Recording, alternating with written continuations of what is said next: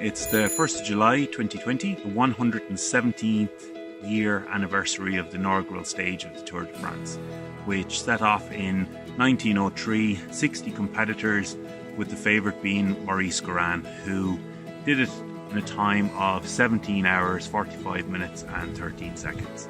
I can't see myself doing it in that time. I'm also not going to be doing Paris to Lyon. I'll be covering the distance hopefully, but due to COVID restrictions, I'll actually be doing loops here in Liège by the canal. So it'll be a lovely day and really looking forward to it. So I'm going to check in with you again at the start, which is going to be in 29 minutes. So they set off at 3:16. The first stage of this will be down by the Blue Way on the canal, which will give a feeling of what it was like to be on dirt track. 3:16, 1st of July 2020. And hopefully I'll have covered the 467 kilometres. It'll be interesting to see when it's all done where I came in, where my place would have been within the 39 people who finished that first stage. Let's see if I can do it in the time required to have been a finisher at the first Tour de France. So check in, which is at 3:16. Okay, so we're in our final few seconds before heading off. Peloton would have actually headed off at full pelt from the very outset. It didn't matter that they were about to do 500 kilometers because the dirt track was a very warm summer and there would have been a lot of dust thrown up by that amount of riders. So the further in front you were, the more you could make out your route as you were cycling. So it would have been quite a spectacle to have seen everyone heading off on that day in 1903. So we're in our final few seconds now. So check in with you as the day goes on, and talk soon. My bike that I'm out on today, my lovely old George Stone. So I suppose the most interesting stuff going on with this bike is on the handlebars. So what I have is my old 100-year-old Lucas lamp. Now what I actually have done is I have put in a modern light and wired it up to, you can see it there, my dynamo hub. So I'd say between the light and the hub it probably weighs as much as a modern day carbon fibre bike. Now I've also got my stopwatch. Not something I think the guys would have bothered putting on at the time on their bikes, but hell, you can put it on, why not? And also my bell, and then my very period correct GPS. So I just thought it looked a bit too modern for it to be sitting up on these lovely handlebars. Handlebars themselves are called mustache handlebars, and I think that's fairly self-explanatory. I've also got a cork on the back saddle of the bike, so a little bit, I'll put up a picture of that in the top corner there now. But the idea behind that is back to those 6-day events that I was talking about, and it's where all the socialites would have hung out at the time, and they would have sat at the track, the 6-day events, drinking their champagne. And when you pop a cork off a bottle of champagne, I suppose you have that initial burst of energy, but then slowly but surely the fizz goes and all the power has gone out of the bottle. So the idea about hanging the cork on the back of your saddle was, cyclists would have said, well, he popped his cork. In other words, he might have sprinted off but didn't have enough energy to keep it going, so he lost his cork, basically, or popped his cork. So the idea of hanging the cork off the back of your saddle was to let other riders know, you know what, I have more cork. I'm past that 67 bit of my 467 kilometers. It's only 400 to go, That's not too bad, is it?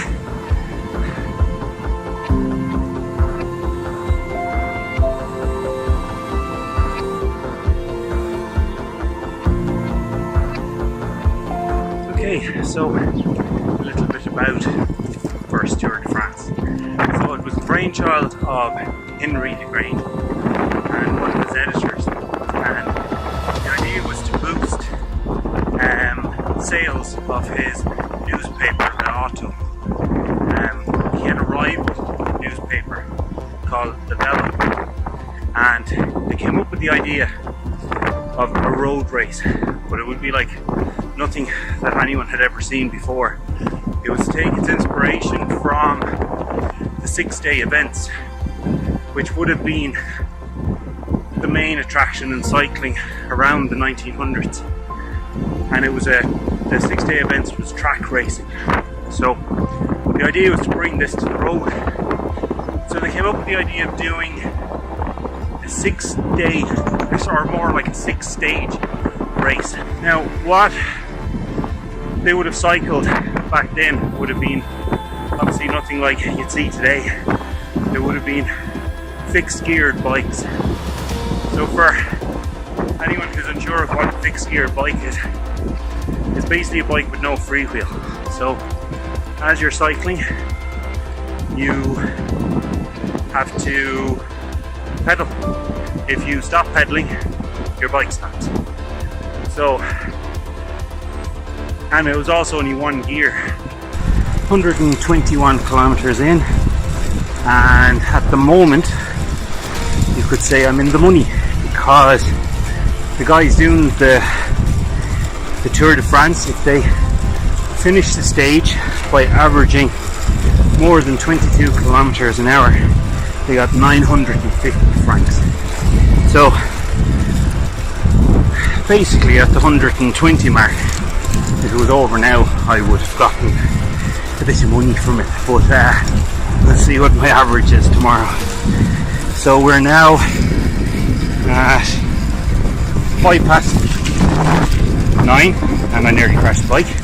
I'm making my way down the canal here between Fisherstown and Vickerstown, and then on towards the Thai. Okay, let's keep going. Making my way back to my kind of base camp there, and I'm gonna set up my vis jacket and everything else as we're gonna be heading into the night shift. Just noticing in the video there, build up of salt. I am taking electrolytes, but I just have to be aware of that. And actually, while I'm talking about my hat there, the good people at Sundried have given me 50% off code for everyone watching this video. So if you want to head over to Sundried website and check out, type in Fitzedgear, that's Fitzedgear,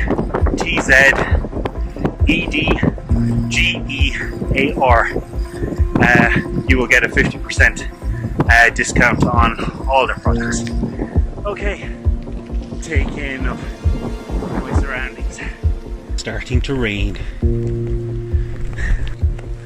So just stopped to put on some wet gear, some overshoes on my my shoes, and not actually a bad place to stop. We're here at the aqueduct on the canal, so let's take a minute, will we? So there we have the river, and there we have the canal. Okay, so the rain was forecast. It's also forecast to be down for a while, so I got a good part of the day without rain, and it's meant to clear kind of towards the middle of the night, so hopefully it won't be too bad. There she is. We're having fun so far, and we still like each other, which is a good thing. The not so glamorous part of deciding you want to cycle for hours. It's raining now, fairly heavy, but I'm about to head back to where I've got my food and things stored. So back now to my little table of goodies, my electrolytes, my helmet, which I'm going to put on there now. Oh, and a note. Well done, not there yet. Keep going, we love you. So that's from Nancy and the kids. Thank you very much. So I have my electrolytes. I have my flapjacks in there, my gels. So I'm going to have a bit to eat and then we'll get back on the road. 12 o'clock, 168 kilometers in. The rain has stopped, which is a good thing. You probably can't see much on the camera, and I can't really see much in the road either. So we'll just keep going. I suppose another interesting thing about the first tour was there were flying checkpoints.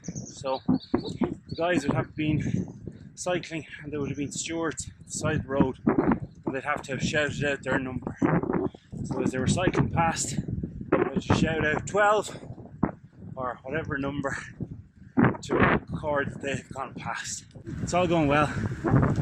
Happy, and we'll head on into the night.